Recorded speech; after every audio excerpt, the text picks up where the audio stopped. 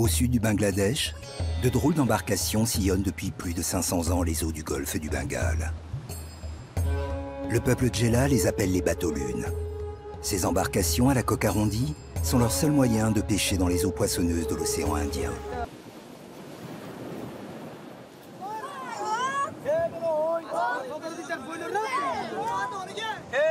Allez les enfants, encore un effort. On pousse à mon signal. Allez!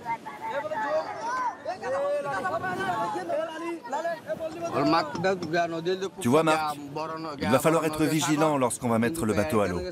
Les vagues sont puissantes. Elles peuvent violemment repousser le bateau et nous écraser. Mahmoud a 38 ans. Et comme son père et son grand-père avant lui, il est capitaine d'un bateau-lune. Chez le peuple Djella, on les surnomme les Mazis. À la barre du bateau, ce sont eux qui assurent la sécurité de l'équipage pendant la délicate mise à l'eau. Allez, on y va. Allez, tiens.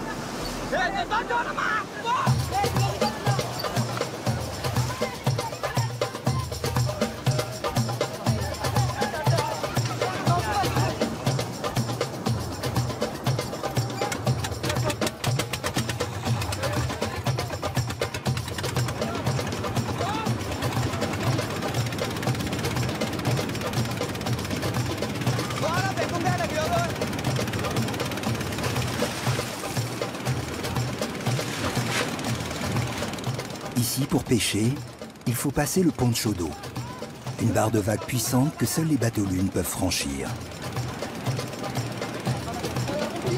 Ensuite, pas besoin de partir très loin des côtes. Il faut très vite poser le filet d'un bout à l'autre de la plage pour piéger le poisson. Cette technique s'appelle le tanajal.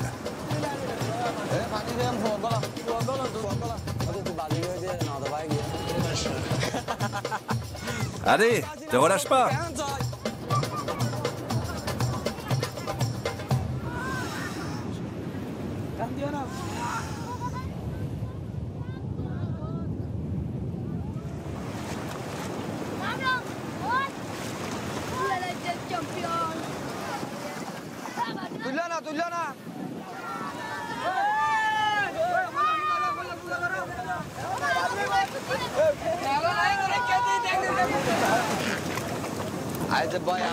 Aujourd'hui, c'est pas une très bonne pêche. Il n'y a pas beaucoup de gros poissons. Une pêche comme ça permet pas de gagner beaucoup d'argent. Parce que tu vois, il y a beaucoup de monde qui participe à la pêche. Et tout le monde doit être payé. C'est ça notre vie. Est-ce que c'est toujours les enfants qui t'aident? Comme ça, ils apprennent à devenir pêcheurs? En fait, moi, c'est comme ça que j'ai appris. J'avais un patron qui était sévère, mais qui m'a tout appris. Et aujourd'hui, le patron, c'est moi. C'est à mon tour d'enseigner ce que je sais aux nouvelles générations.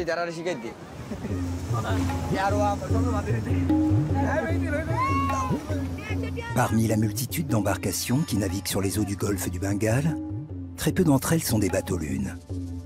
Il n'y a qu'ici, au sud du Bangladesh, sur la plage de Cox's Bazar, que l'on trouve ces embarcations dont la beauté n'égale que la rareté. Cette étendue de sable, longue de 120 km, est la 4e plage la plus longue du monde. Sa particularité, un rivage en pente très douce, qui crée cette barre de vagues tant redoutée par les pêcheurs.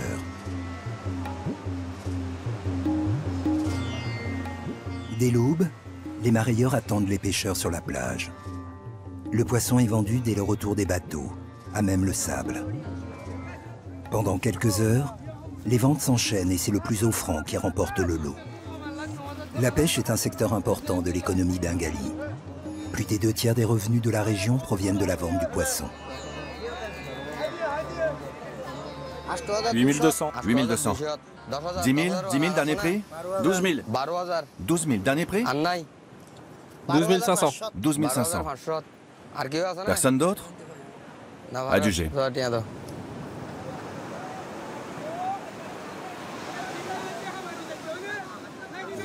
Et c'est pour toi cet argent?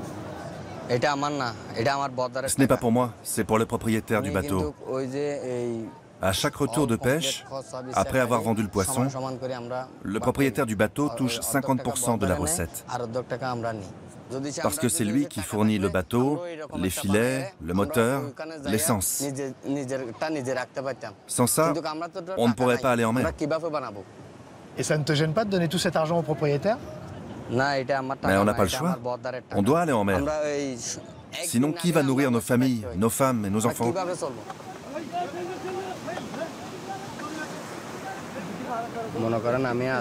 Mais tu sais, bientôt je n'aurai plus de compte à rendre à personne. Mon équipage et moi, on économise depuis longtemps pour acheter notre propre bateau. On va voir mon propriétaire pour lui donner son argent.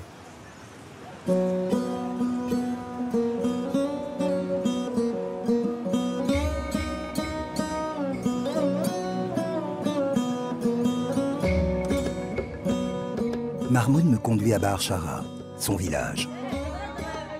Comme lui, la plupart des pêcheurs vivent en bordure de la plage, à quelques centaines de mètres de leur bateau. Dans le village de Mahmoud, la plupart des hommes vivent de la pêche. Les autres pratiquent l'élevage ou cultivent la terre. On y fait pousser du riz et du bétel, un fruit provenant d'un palmier appelé l'areca. Joli ici. Mais les terres comme les bateaux n'appartiennent pas aux villageois. Elles sont louées le temps d'une récolte à de riches propriétaires.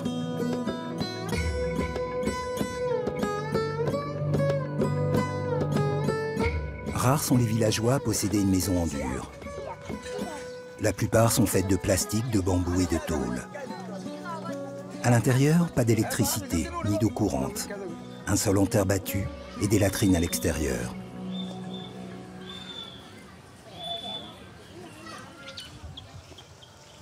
Voilà, c'est ma maison. C'est ta maison? Oui, c'est ma maison. Comme je suis pauvre, je n'ai pas de terre. Je vis ici quand je ne suis pas sur la plage. Mahmoud a 4 enfants, 2 garçons et 2 filles âgées de 2 à 9 ans. Ici à Cox's Bazar, toutes les femmes de confession musulmane, comme l'épouse de Mahmoud, vivent à l'abri des regards, cantonnées à l'éducation de leurs enfants et à l'entretien du foyer. Ok les gars, il ne reste plus qu'une traite à payer pour récupérer notre bateau. Allez, on va rassembler l'argent ici pour faire les comptes. Te trompe pas, hein. Bon, on a 4000. Et toi, t'as apporté combien? Moi, j'ai pas ramené beaucoup. Même en pêchant tous les jours, j'ai pas pu ramener plus. Pareil pour moi. 20 takas par-ci, 10 takas par-là. Je sais que c'est dur d'économiser, mais il faut savoir se serrer la ceinture. Moi, j'avais même pas assez d'argent pour fumer une cigarette. Mais ne vous inquiétez pas, quand on aura notre bateau, on gardera tout l'argent pour nous. Vous êtes content alors?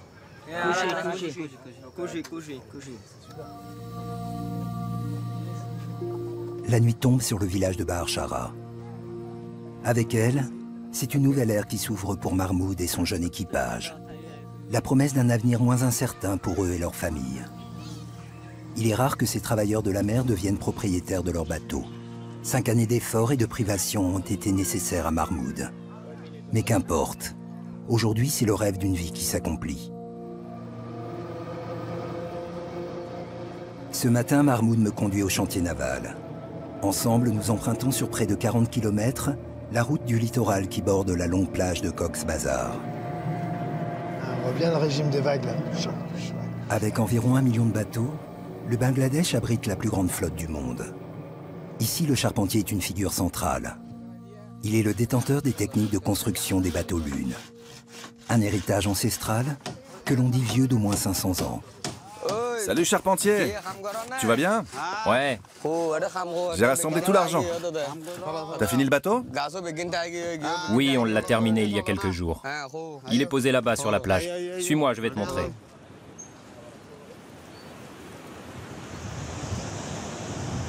Regarde Mahmoud, ton bateau est prêt, il t'attend.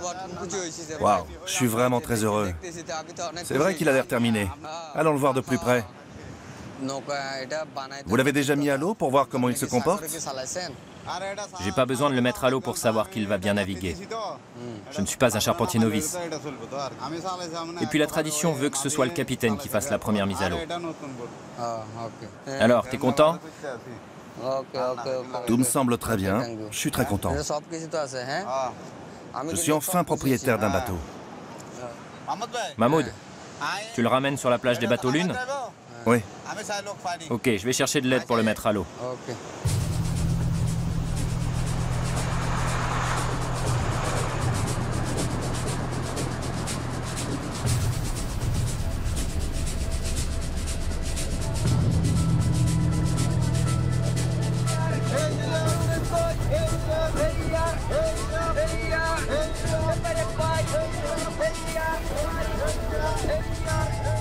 Même pour un capitaine expérimenté comme Mahmoud, passer le poncho d'eau n'est jamais sans risque.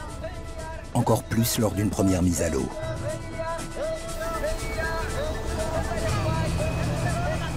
Très vite, la tension à bord devient palpable. Notre moteur ne démarre pas. Attention la vague là. Les petits vont se faire écraser. Notre bateau se retrouve alors en proie aux vagues, le projetant à chaque fois un peu plus contre le rivage.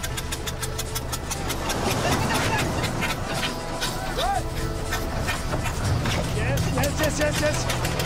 Come on. Après plusieurs tentatives, notre moteur démarre enfin. Le bateau s'élance et malgré la puissance des vagues, nous parvenons à prendre le large.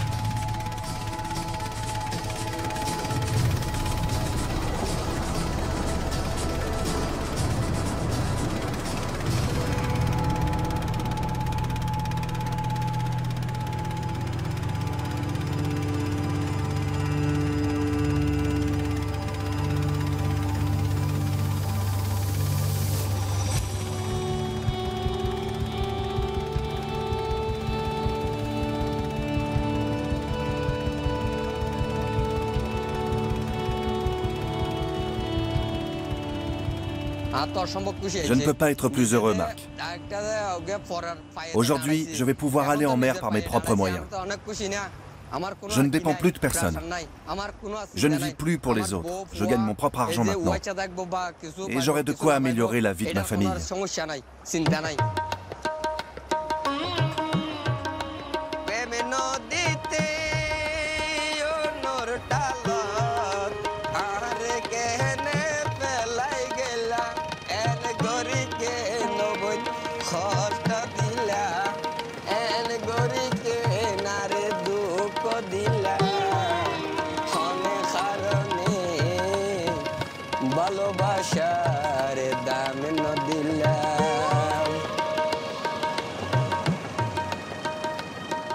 Après 2 heures de navigation, nous sommes de retour au village.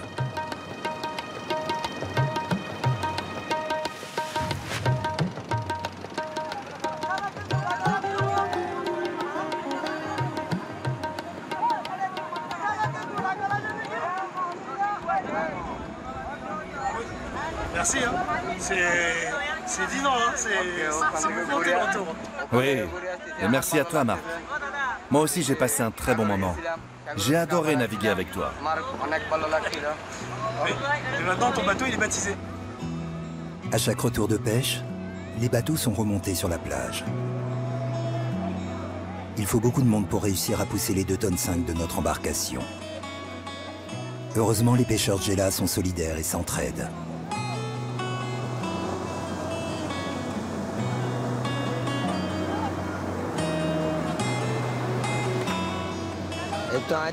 Tu vois, depuis que je suis tout petit, je viens travailler sur cette plage et j'observe les pêcheurs, les allées et venues des bateaux. Pêcher, c'est toute ma vie. Je ne sais rien faire d'autre. Toute ma vie, j'ai travaillé très dur pour en arriver là, pour enfin avoir mon propre bateau. Et tu vois, ça me rend fou de joie. Mais maintenant, est-ce que je serai à la hauteur? Est-ce que mon travail suffira pour nourrir ma famille, pour entretenir mon bateau, payer mon équipage? En fait, c'est ça qui me préoccupe le plus.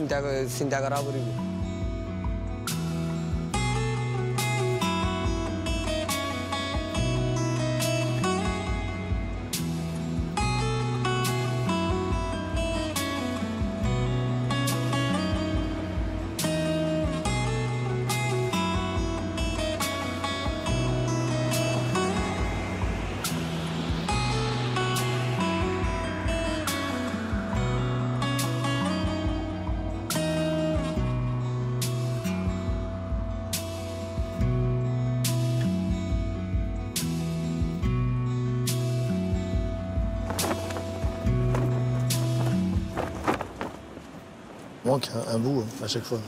Maman, tago. Voilà.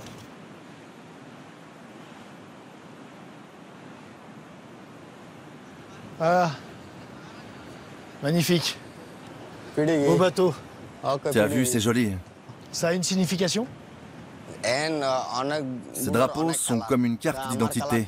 Ils sont liés au bateau ainsi qu'à son propriétaire. Parce qu'il y a, lui, c'est jaune et noir. Là-bas, c'est vert et rouge. Oui. Et hisser mon propre drapeau, c'est comme un accomplissement pour moi. Ça montre que c'est mon bateau à moi. Ce sont mes couleurs, pas celles de mon propriétaire.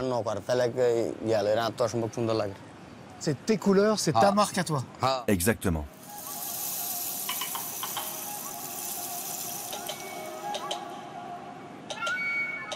Avant de partir pêcher en mer, les hommes de Marmoud s'activent pour achever les préparatifs.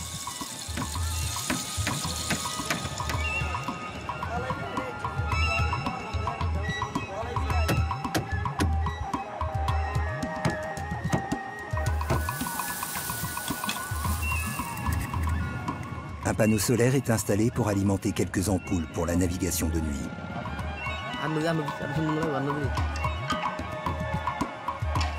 Les filets longs de plus d'1 kilomètre sont introuvables dans le commerce. Les pêcheurs doivent coudre des pièces de plus petite taille les unes aux autres.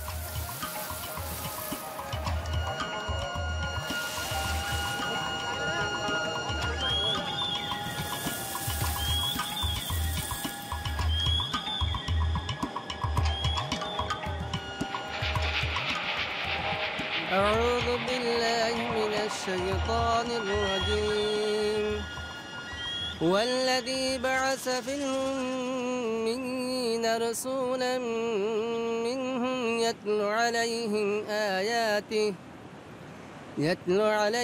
آياته ويزكيهم ويعلمهم الكتاب والحكمة. Ici, c'est la tradition de bénir les bateaux.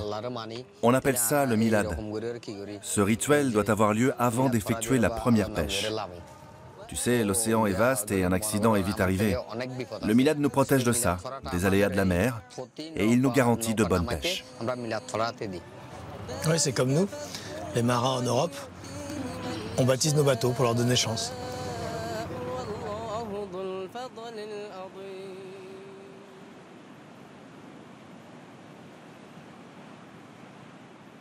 Les bateaux lunes naviguent de jour comme de nuit. À la faveur de l'obscurité, les signaux lumineux leur permettent de se signaler, mais aussi de communiquer, chaque couleur ayant sa propre signification.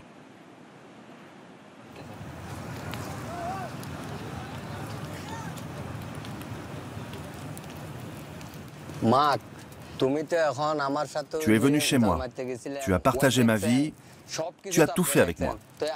On a navigué ensemble, on a pêché ensemble, tu m'as aidé à préparer mon bateau. C'est comme si tu faisais partie de ma famille maintenant. Et demain, quand on aura fini notre grande pêche, tu seras devenu un vrai Jayla. Merci beaucoup. Ça me touche. C'est vraiment gentil.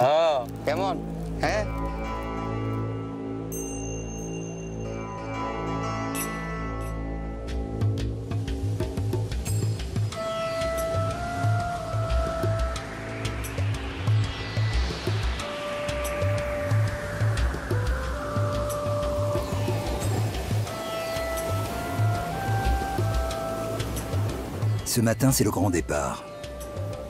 L'équipage achève les derniers préparatifs. De la glace pour conserver le poisson et de l'eau et de la nourriture pour les hommes. Les campagnes de pêche peuvent parfois durer plusieurs jours.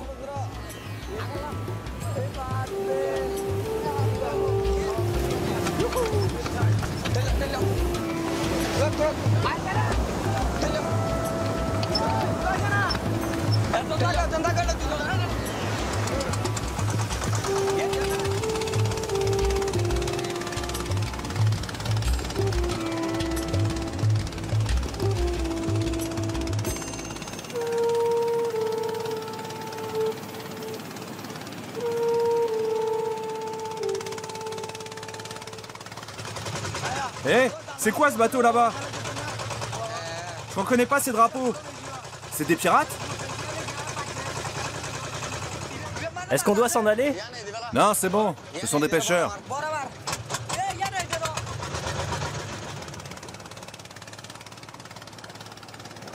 Pourquoi tu semblais si inquiet du bateau qui est passé tout à l'heure? On a peur quand on voit ce genre de bateau. Des fois, ce sont des pirates. Ils m'ont déjà attaqué plusieurs fois. Ça t'est déjà arrivé? Oui, oui. J'ai même une cicatrice, regarde. Ils m'ont frappé juste là. C'est dangereux de pêcher ici. Ah oui. Une fois à bord, ils ont volé tout mon poisson, mon essence, tout ce qu'on avait sur le bateau. Depuis ce jour, je fais attention. Si jamais on en croise un au loin et qu'on n'arrive pas à l'identifier, on s'éloigne le plus vite possible. «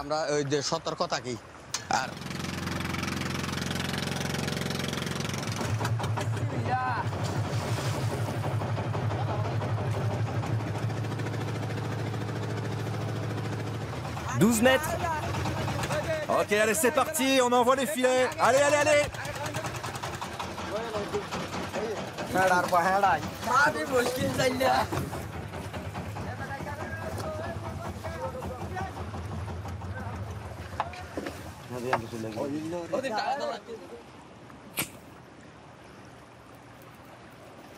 Pourquoi tu t'arrêtes ici précisément pour pêcher? On effectue toujours deux choses avant de jeter les filets. D'abord, on sonde le fond. Les zones profondes sont plus intéressantes. Ensuite, on observe la couleur de la mer. Quand l'eau prend une teinte verdâtre, ça signifie que c'est une zone poissonneuse. Avec le temps, tu apprends à reconnaître les bonnes zones. Tout ce qu'il nous reste à faire maintenant, c'est patienter et laisser nos filets quelques heures.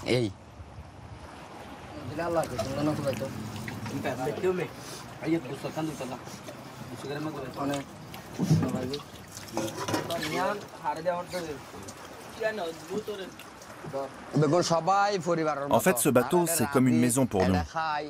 On passe énormément de temps en mer, plus que dans nos maisons sur Terre. Mon équipage et moi, on mange, on dort, on pêche, on rit ensemble. On est comme une grande famille.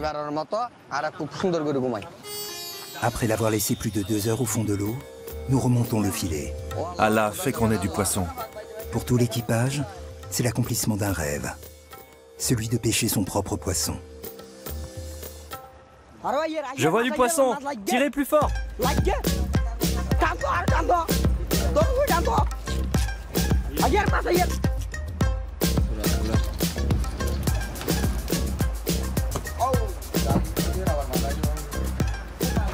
y a un poisson là, il y a un poisson qui arrive là.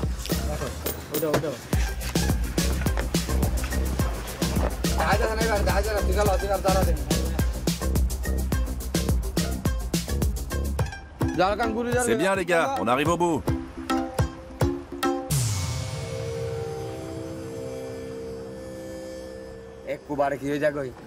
Tu vois Marc, maintenant que j'ai mon propre bateau, je peux voir plus grand. Mes pêches me rapporteront beaucoup plus d'argent. Et cet argent me permettra d'acheter un autre bateau, puis encore un autre.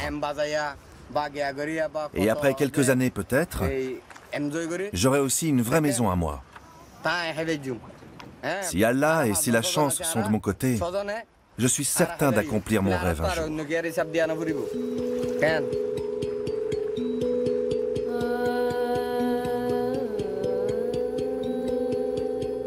En écoutant Mahmoud, je me rends compte combien ces bateaux majestueux et poétiques sont bien plus que de simples embarcations.